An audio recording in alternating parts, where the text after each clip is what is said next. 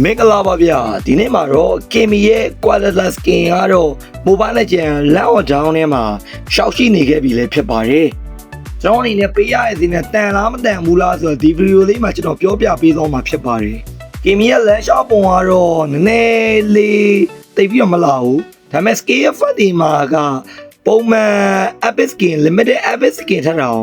ပို့ပြီးတော့တာကိုတွေ့ရမယ် Brother အနေနဲ့ Diamond 3500အဝန်းကျင်မဲ့သုံးရင်တော့ဒီ skin ရနိုင်ကြီးရှိတယ်ဒါပေမဲ့ကို့မှာကဂိုးကွိုင်လေးတွေရှိရဆိုရင်တော့အကွိုင်လေးတွေနဲ့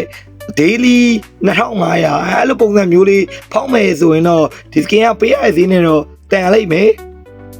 မွန်တိုးနေနဲ့ quality skin တော်တော်များများကို scale effect တော်တော်များများမှာ